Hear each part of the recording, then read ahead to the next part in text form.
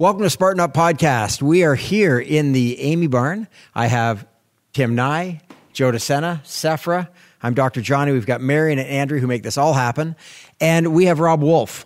Robb of Paleo fame, one of the original CrossFit guys. Really a guy who has some incredible things to share with us about fitness, about diet. Let's go see it.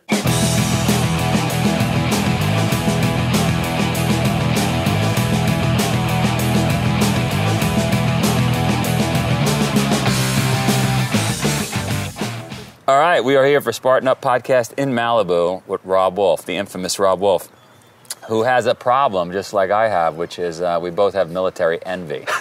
Many people have said to him, you must have been in the military. Yeah, and I tell them that my only regret in life is actually not becoming a Marine. I'm in the same boat. I obviously thank everybody for their services, but I didn't do it. I should have. Well, on my deathbed, I will have few regrets, but not going in the military will be one of them, I'm still certain. So you grew up in Northern California?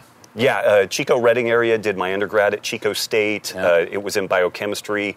Went on to do some cancer and autoimmunity research, and then that led me into this kind of nutrition, paleo diet kind of research. What's your big thing? What are you known for? I guess I'm kind of like the paleo guy. So my book really, prior to my book launching, there wasn't a paleo diet category in a bookstore like on Amazon. And then after that, it really kind of cracked that market open. I was involved very early on with the CrossFit movement. I co-founded the first and fourth CrossFit affiliate gyms and ended up working with them for a long time. And so is that how paleo became part of the whole? It piggybacked off that whole thing, you know, the whole CrossFit concept and their focus on functional fitness and functional eating. Then that paleo concept really dovetailed beautifully into that. Yeah. How'd you have the foresight to open the first CrossFit gym? How'd that happen? I wouldn't call it foresight. I would call it almost, uninformed stupidity at that point. We had no idea the work that was going to be involved because, I mean, at this point, this was 2003 with the first one, 2004 with the fourth one when I moved down to Chico. Nobody knew what CrossFit was. There was like big box, there was yoga, kettlebells were an unknown thing. If you said kettlebell, people said a cowbell, we were so early in that scene, but what I saw was the ability to completely transform people's lives. And I had initially been focused on going to medical school because I really like helping people. I like science, but that ability to help people was really kind of my main driver. And when I understood this paleo concept and functional fitness, things like what you guys do with Spartan Race, I was like, a conventional medical program would be a waste of time for me. And so the gym, I'm kind of a knucklehead. So, I mean, that's where I like being, and that's the type of medicine I want to practice. Talk about sleep, food, exercise, build community, and that's what people need. That's an interesting way to mention it, right? The gym is medicine. That is primary care medicine. Yeah, it really is. Once you go to the doc in the box. Come to the hospital. That'd be a cool logo for a gym, right? The actual Red Cross. Right. Yeah.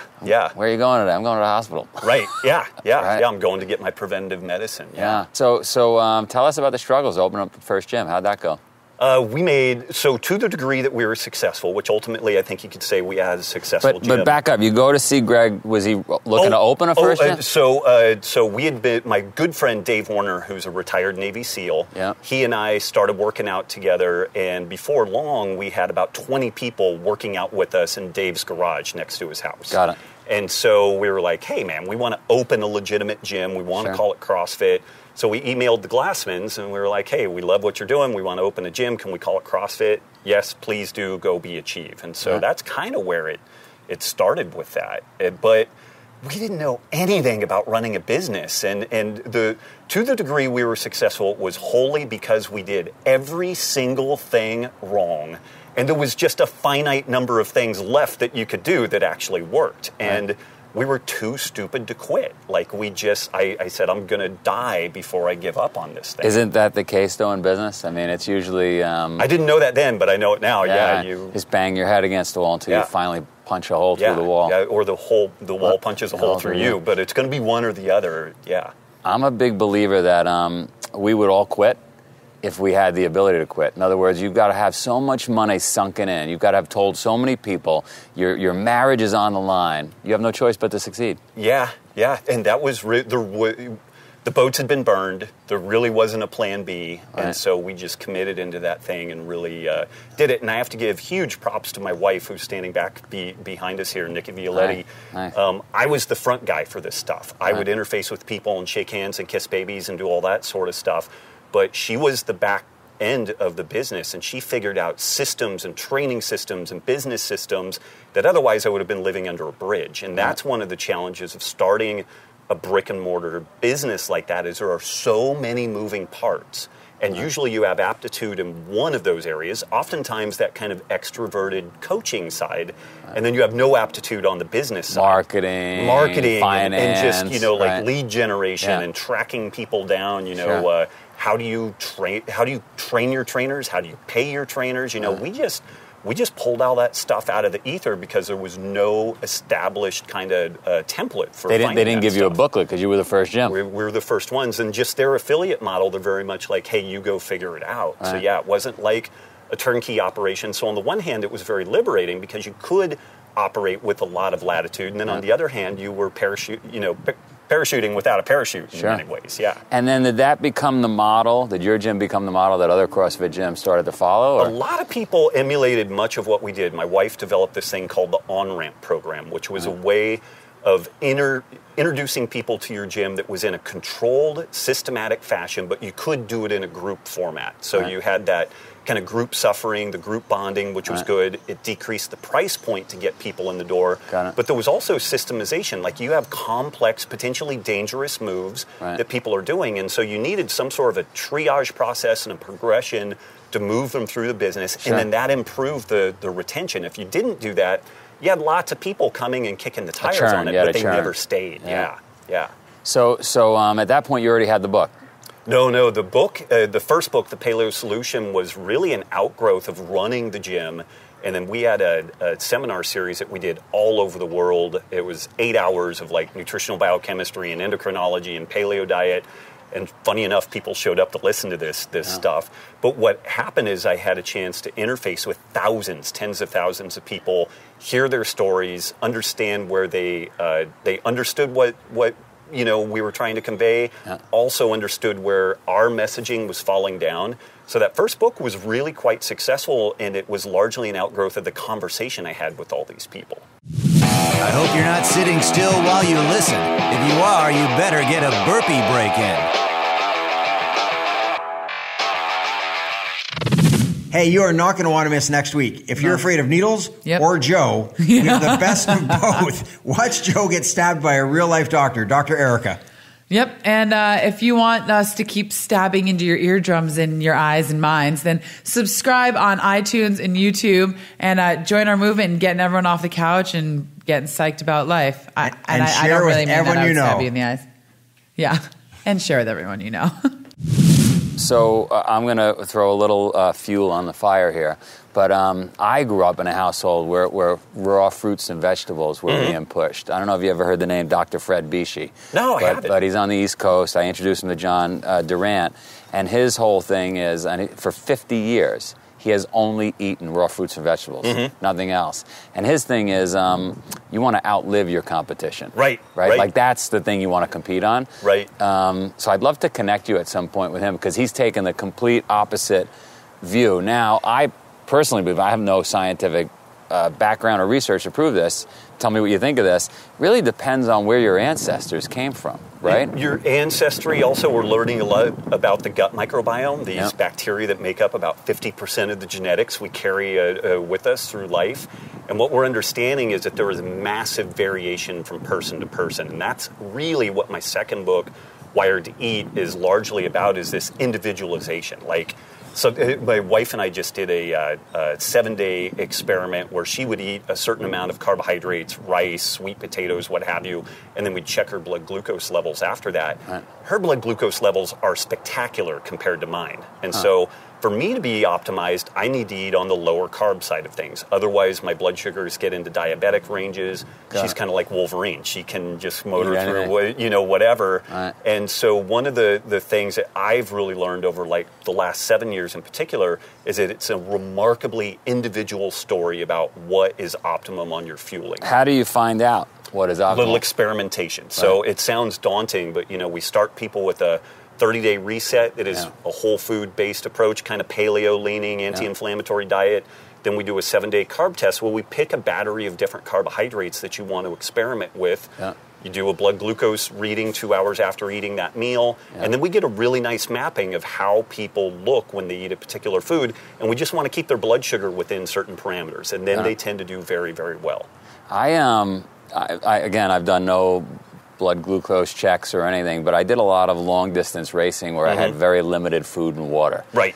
And what I found was when I was on this raw fruits and veg, and you can't carry a lot of it with you when you're out for 12 days, but like oil, drinking olive oil, or eating raw peanut butter, I did fine. Yeah. I didn't bonk. I mean, we were out doing 500 miles. Right. And, so we see a lot of people in the ultra endurance side of things eating ketogenic diets now, where it's a very high fat, low carb.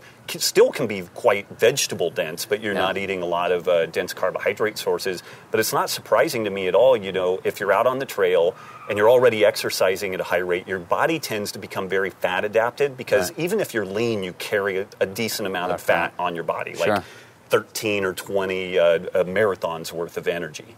So then if you're throwing down some olive oil, some coconut oil, some peanut butter, which is very fat rich, that doesn't surprise me at all that would be a really effective fuel source. And it's particularly smart because from a weight to energy ratio, that stuff is awesome. It's because you got to carry. You got to carry it all. So you don't want to. It'd be tough carrying a deer. It'd be tough carrying a deer. It'd be really tough carrying enough broccoli to fuel all that. Right. So I will tell you, I was carrying carrots once. Okay. And my teammates, that's ridiculous. All this extra weight and this and that. And sure enough, we were boiling some water. They all wanted my carrot soup. Right. Shocker. Yeah. Because you do want veggies every once in a while or fruit, right? Right.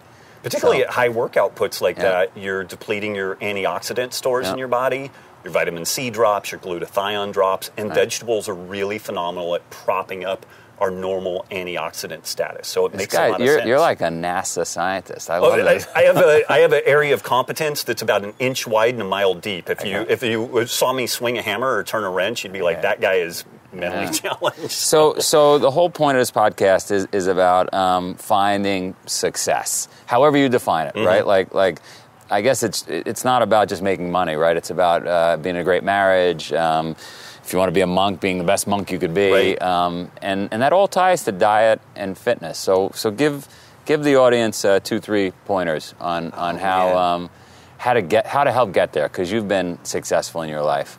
Definitely encourage people to just experiment. Like my greasy used car salesman pitch is try something for 30 days.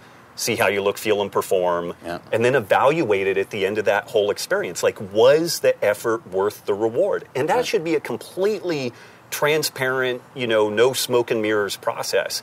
And then that way you can really move beyond any particular nutritional or diet dogma. You can play with paleo, with macrobiotic, with vegan, and then you individually can experiment with that and find what works best for you. So I really encourage people to experiment a lot. And then, on the bigger success story, I guess, really, it's trite, but just, run with your passion and try to find your comparative advantage. What are you particularly good at? And then try to get people who support everything that you're not good at. And then you've got a really good chance at doing something good.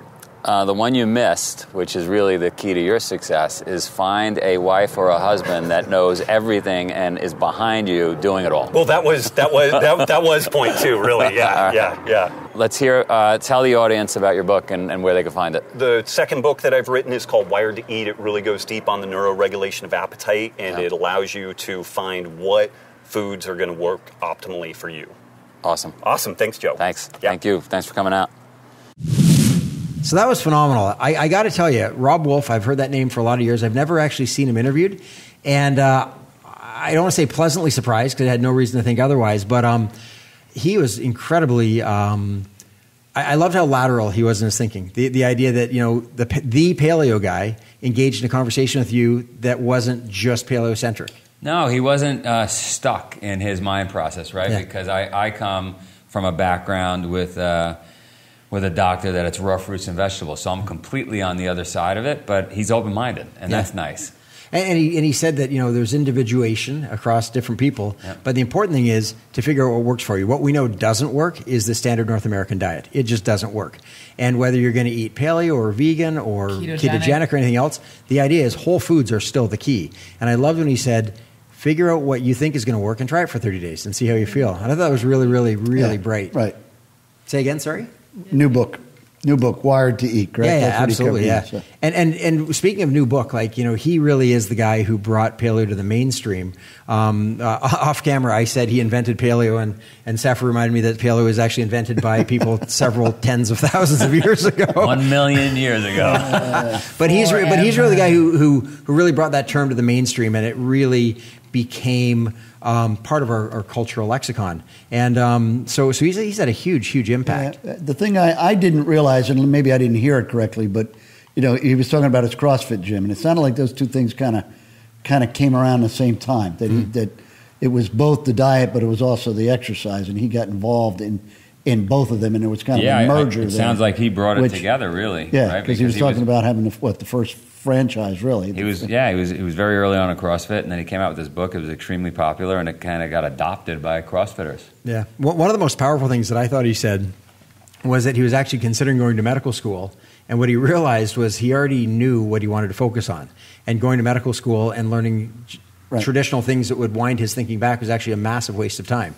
And I thought that was really great. He understood where health was going to come from for him. He understood where wellness was going to come from. And rather than go and learn a whole bunch of stuff that he wasn't going to focus on, he'd focus on this and just took a shortcut straight to making a huge impact. Yeah, I like when he talked about preventative medicine. Yep. And he was saying the gym is preventative medicine. Yeah, sure. Or work at the gym. So working out, being physically fit is preventative. So he said sleep, eat, exercise. I mean, that'd be a fun name for a gym, the hospital.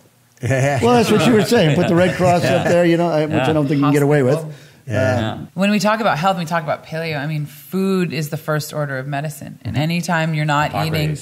Hippocrates, yeah. And anytime you're not eating directly... The healthiest you can ever be is eating food that you've grown in healthy soils or eating food that you find. And anything separate from that that's been processed or packaged or anything else is going to be less healthy for you. And so the whole concept of paleo and everyone going all for that, I mean, I don't think there's a lot of ancient grains, and there's a lot to learn about ancient grains and things that they have longer and shorter chromosomes that are more easily digestible. So there's been this huge battle cry against grains in the paleo movement, as I understand it. Is that true? By some. But what I have to say is just I think the most important thing to do is find out what your heritage and what your DNA is, and see what your ancestors were eating. And I think usually that's going to be the healthiest food for you. Most of those guys are dead. Well, I think they're probably all dead. Well, if you're talking about your ancestors, what I'm saying, I'm not so sure it worked. I'm not so sure it worked for them. Oh, don't worry. Well, that's an interesting point. That's an interesting point. No, but I think it's great that somebody like that brings that conversation to the forefront. And bottom line is train, work hard, eat healthy, get some sleep. But if you're going to eat meat and be paleo, then go learn how to harvest an animal and use every piece of it. And there are people that can teach you, and venison's going to be a lot more healthy for you than... I love these people who eat processed paleo diets. I'm going off on a tangent. All I'm saying is paleo is awesome, but there's however also... you're going to eat good food. And if you want to learn how to eat good paleo food, buy Robb's book. It's called Wired to Eat. Or listen to his podcast. He has a great paleo podcast. He sure does, absolutely. Yeah. And if you're interested in more podcasts, come to our podcast at Spartan.com/podcast. Make sure to check us out on YouTube, on iTunes. Subscribe to both and you won't miss any. We look forward to seeing you. Subscribe is the key there, right? It sure is. You need them to subscribe.